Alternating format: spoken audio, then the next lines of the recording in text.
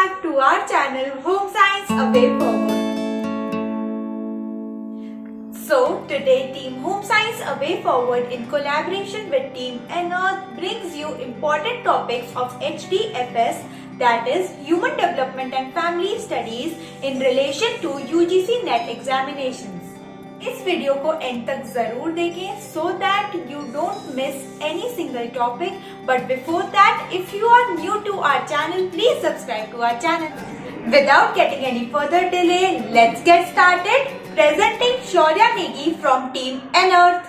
Hello everyone, this is Shaurya और आज हम बात करेंगे कि कैसे हमको HDFS की प्रिपरेशन करनी है कॉम्पिटिटिव एग्ज़ाम्स के लिए। तो सबसे पहली बात तो ये मैं बोलूँगी कि आप एक लाइफ स्पैन अप्रोच लेके चलें। मतलब आप प्रीनेटल पीरियड से शुरू करें और प्रीनेटल के बाद फिर आप इन्फेंसी पढ़ें, चाइल्डहुड पढ़ें, फिर एडोलेसेंस, फिर एडल्टहुड, फिर ओल्ड एज पढ़ें। ठीक है, तो आप उनके इंपॉर्टेंट इवेंट्स देख लें कि स्टेज में क्या होता है। फॉर एग्जाम्पल अगर हम बात करें प्रीनेटल पीरियड की, तो आपको ये पता होना चाहिए कि ज़ाइगोटिक पीरियड क्या होता है, एम्ब्रियोनिक पीरियड क्या होता है, फीटल पीरियड क्या होता है ना, किसका ड्यूरेशन कितना होता है, वहाँ पे इंपॉर्टेंट चीज़ें क्या हो रही हैं। जैसे फर्स्ट ट्राइमेस्टर में क्या इंपॉर्टेंट चीज़ें हो रही हैं, सेकंड में क्या इंपॉर्टेंट है, थर्ड में क्या क्या इंपॉर्टेंट है, ऑर्गन फॉर्मेशन कब हो रहा है, माइग्रेशन कब हो रहा है न्यूरॉन्स का, जो लंग्स कौन से मंथ में बन रहे हैं। ठीक है, या जो इम्पॉर्टेंट टर्म्स क्या हैं आपके, वो आपको सारे याद रखनी है। लो बर्थ वेट बेबीज़ हम किसको कहते हैं, स्मॉल फॉडेट किसको कहते हैं, या वर्निक्स क्या है, लेन्यूवो क्या है। तो जब आप उसको पढ़ेंगे तो आप ये सारी चीज़ें पढ़ेंगे तो ऐसे क्वेश्चंस पेपर में आते हैं कि लेन्यूवो क्या है, वर्निक्स क्या है ना, या स्मॉल फॉडेट बेबीज़ कौन होते हैं। उसके बाद आप आते हैं, अगर चाइल्डहुड में हम बात करें तो आपको सारी डेवलपमेंटल डोमेन्स के बारे में पढ़ना है कि चाइल्डहुड में इमोशनल डेवलपमेंट क्या हो रहा है, या लैंग्वेज डेवलपमेंट कैसे हो रहा है, फिजिकल मोटर डेवलपमेंट कैसे हो रहा है।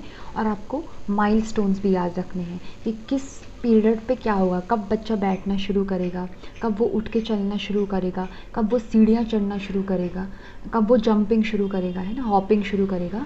तो आपको इंपॉर्टेंट माइलस्टोन्स भी याद करने हैं। तो जब आप पूरा चाइल्डहुड पढ़ेंगे तो आप साथ ही साथ उसके माइलस्टोन्स भी पढ़ते रहेंगे, क्योंकि पेपर में क्या होता है, माइलस्टोन अरेंज करने के लिए आ जाते हैं। आपको डिफरेंट माइलस्टोन्स दिए होंगे और आपको एज वाइज अरेंज करने होंगे, तो इस तरीके से आपको वो भी याद रहेंगे। ठीक है, ऐसे करके आप एडोलेसेंस के मेन फीचर्स, एडोलेसेंस में क्या होता है, अडल्टहुड में क्या होता है, ओल्ड एज में क्या होता है, ये पढ़ने काफ़ी ज़रूरी है। एक लाइफ स्पैन, एक सिस्टमैटिक अप्रोच रहेगी आपकी इस तरीके से। ठीक है, दूसरी चीज़ जो आप पढ़ेंगे वो है थ्योरीज ऑफ ह्यूमन डेवलपमेंट। तो आप शुरू करेंगे जैसे साइको एनालिटिक से पहले हमारे पास सब 18-19 सेंचुरीज़ में क्या था कि जॉन लॉक की बात करते हैं, हम रूसो की बात करते हैं कि जॉन लॉक ने कहा था ब्लैंक स्लेट होते हैं बच्चे, या रूसो कहते हैं नोबल सैवेज होते हैं।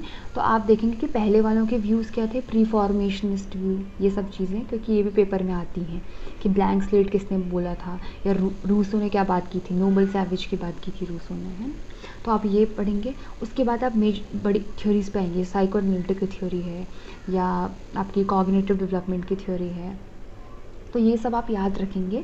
इसमें सबसे इम्पॉर्टेंट है आपको थ्योरी याद रखनी है, थ्योरिस्ट का नाम, और डिफरेंट स्टेजेस क्या हैं। जैसे हमारी एरिक्सन की 8 स्टेजेस हैं, तो आपको सारी 8 स्टेजेस याद रखनी है, कौन सी स्टेज के बाद कौन सा आएगा, है ना, चाइल्डहुड में कौन सी है, एडोलेसेंस में कौन सी है, एडल्टहुड में कौन सी स्टेज आ रही है, ये आपको याद रखना है। या अगर हम पियाजे की बात करें तो आपको याद रखना है कि पियाजे ने कॉग्निटिव डेवलपमेंट की थ्योरी दी थी, उनकी 4 स्टेजेस थी, और पहली स्टेज की 6 सब स्टेजेस थी। तो आपको वो भी याद रखनी है कौन से सब स्टेजेस थी, क्योंकि वो अरेंज करने के लिए आ सकती है। तो ये काफ़ी इंपॉर्टेंट है, थ्योरीज आपको बाय हार्ट याद होनी चाहिए। ठीक है, उसके बाद हम बात करते हैं early childhood care and education की। आपको याद रखना है कौन से इंडियन फिलोसोफर्स थे, कौन से वेस्टर्न फिलोसोफर्स थे, इंडियन फिलोसोफर्स ने क्या बोला था, उनके मेन की पॉइंट्स क्या हैं। जैसे गांधी जी ने नई तालीम की बात की थी, ठीक है, रविन्द्रनाथ टैगोर ने ह्यूमनिज़म, नेचुरलिज्म, इन सब चीज़ों की बात की थी। या मैकमिलर सिस्टर्स को हम देखते हैं, उन्होंने ओपन नर्सरी की बात की थी।